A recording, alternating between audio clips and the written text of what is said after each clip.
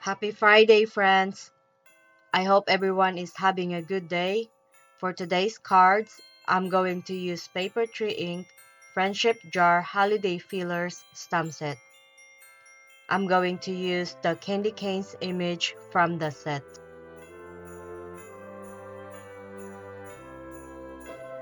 Let's start by prepping our panel first before stamping with my handmade anti-static pouch. And then using dry brush, I'm going to brush off the excess and clean my panel. I will stamp the candy canes randomly on the panel with Versafine Onyx Black ink. I also use Sepia ink on my other panel, so my cards today has slightly different looks.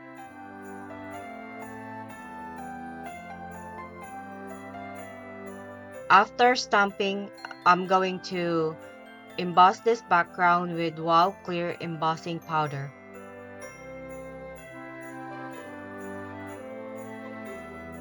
And then I just heat it with my heat gun until melted and shiny. And these are my two panels ready to be colored.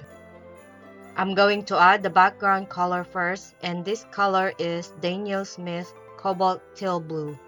I'm coloring the background first because if you color the background later, when you already colored the candy canes, the red color will bleed with the background. But if you like that color, then color the candy canes first and then the background.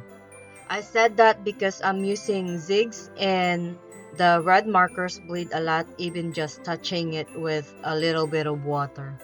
So when I use my red zig markers, I always do or color my background first before I color the actual image.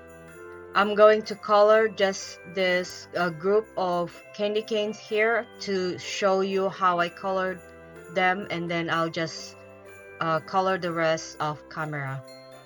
I'll let you watch this part, and then when I'm done, we'll move on to the next step.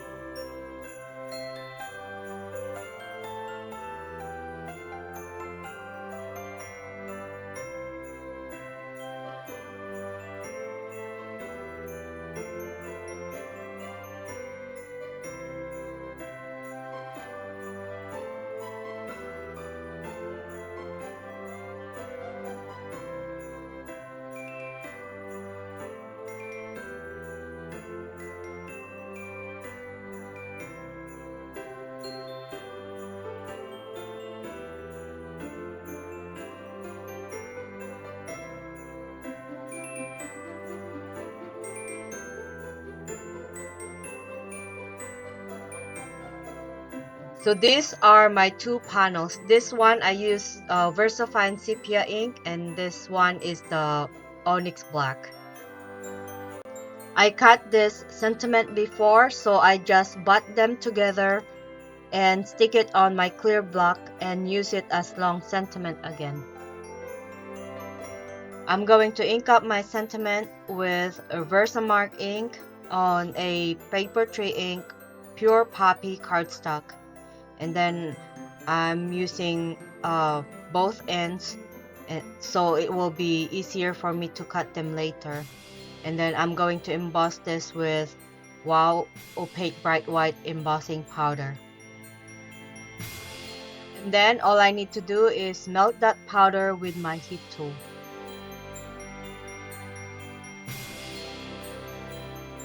And then let's go ahead and cut this sentiments using my Fiskars bypass trimmer.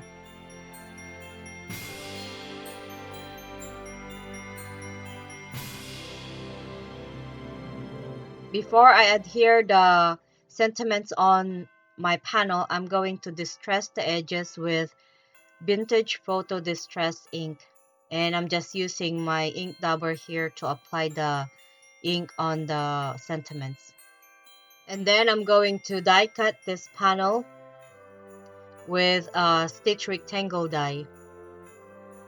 For my card base, I'm using Papertrey ink pure poppy cardstock again, And I'm cutting that in half so I get two card base from 11 by 8.5 inches cardstock, and then I'm going to score it in half, and that will give me A2 size card base. And then I'm going to do it on the other one as well.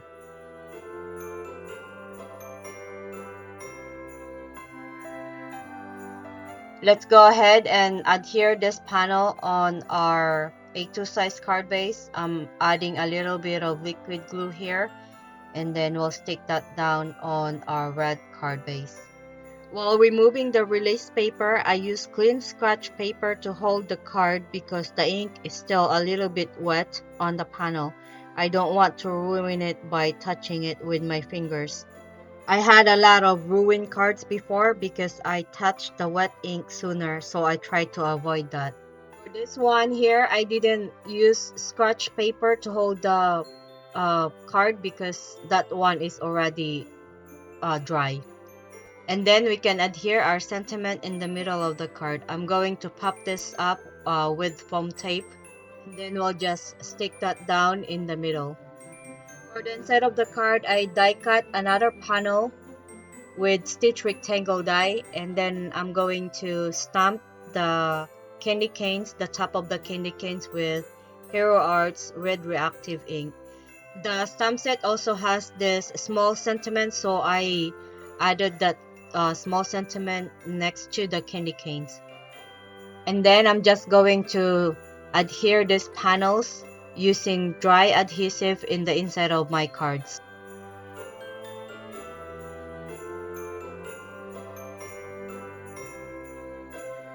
For the embellishment, I have these little things from Lucy's Cards Jewels Ice Cube Mix.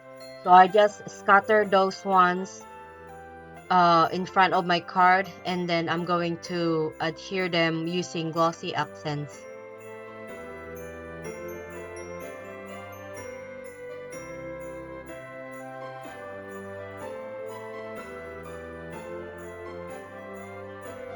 And lastly, I'm going to add shimmer on the sentiment using my Spectrum Noir Sparkle pen.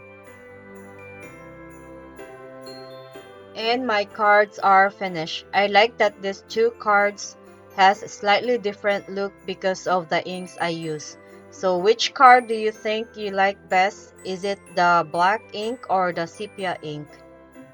As always, thank you so much for watching, and I will see you all in the next one. Bye bye.